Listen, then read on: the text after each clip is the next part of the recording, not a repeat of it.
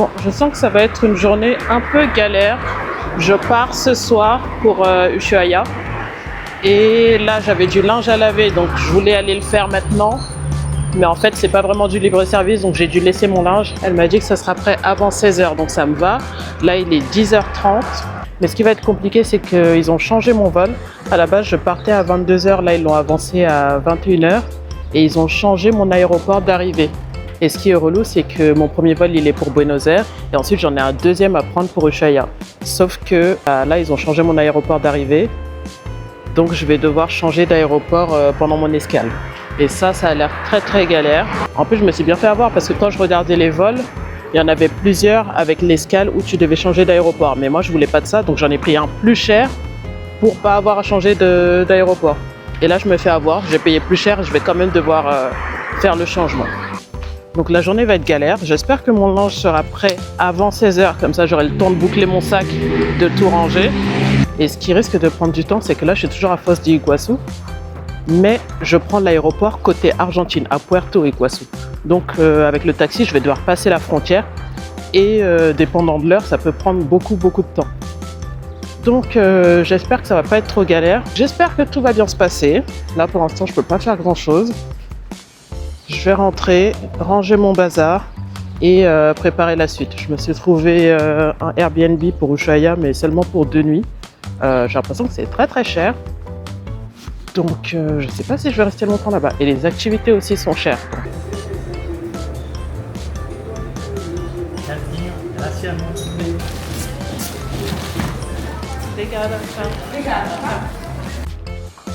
C'est bon, j'ai mon linge propre.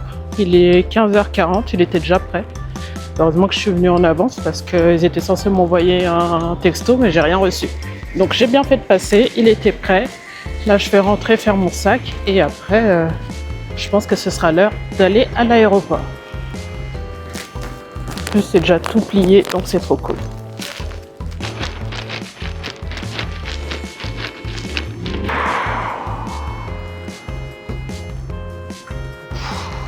C'est bien lourd. Je suis presque arrivée.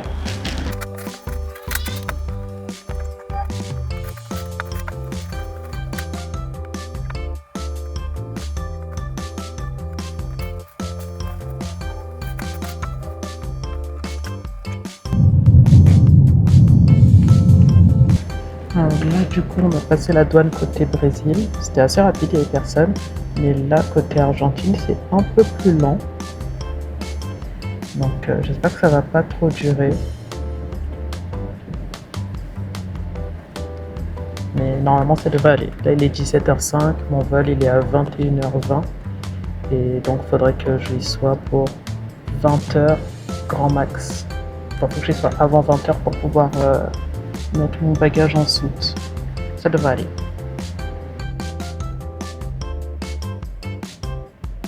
C'est bon pour la douane côté Argentine. Ça a mis 30 minutes. Et côté Argentine, il n'y a pas besoin de sortir de la voiture. En fait, c'est un tampon électronique. Il n'y a pas de tampon sur le passeport. Par contre, pour le Brésil, j'en ai plein. Parce que je vais pas arrêter de faire des allers-retours. Normalement, c'était mon dernier. C'est bon, je suis arrivée à l'aéroport. Ça a pris à peu près 1h10. Ça m'a coûté 50 balles. Donc là, je vais rentrer. Je vais essayer de trouver vite fait le comptoir de check-in. Et on part pour Ushuaïa.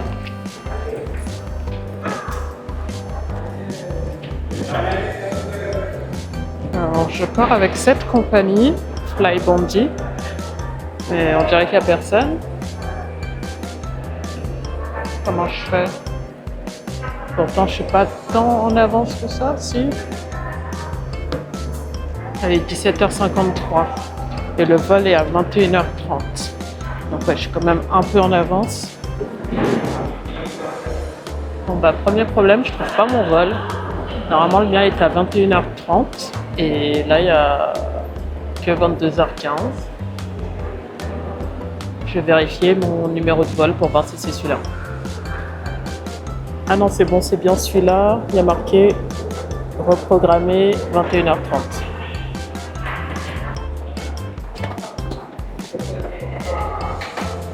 Donc c'est bon, c'est bien celui-là. Et du coup, ouais, c'est bien le comptoir où il n'y a personne. Je vais attendre.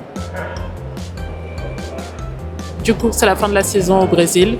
Je suis restée bien longtemps quand même. Mais en même temps, je me dis si j'étais restée moins longtemps, il y a plein de choses que j'aurais pas le temps de voir, donc ça m'aurait pas plu. Il y a quelques endroits que j'aurais pu skipper, mais ça m'aurait fait gagner une semaine maximum. Donc je regrette pas. Mais franchement, la barrière de la langue, ça a vraiment influé sur mon expérience. Il y a des jours où c'était vraiment pesant mentalement de pas comprendre ce qu'on me disait et de pas réussir à communiquer clairement.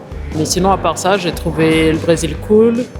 Je me suis jamais senti en insécurité, j'ai toujours été bien. Après, il y a des villes qui m'ont pas plu, mais ça, c'est autre chose. Franchement, c'était cool. J'ai passé un bon moment, j'ai vu des endroits de fou. Le seul truc, c'est que j'ai beaucoup trop dépensé. Bon, on va dire que là, j'étais en mode vacances. Et pour les prochaines destinations, j'aimerais plus passer en mode voyage et essayer de respecter le budget que je m'étais fixé, un minimum. Donc voilà, j'espère que vous avez aimé cette première saison au Brésil. C'était aussi la première fois que je faisais des vlogs, donc j'espère que je vais m'améliorer. J'espère que ça vous a plu, que ça vous a intéressé, que ça vous a donné envie d'aller au Brésil et que mes vidéos vont vous aider à planifier un minimum votre voyage.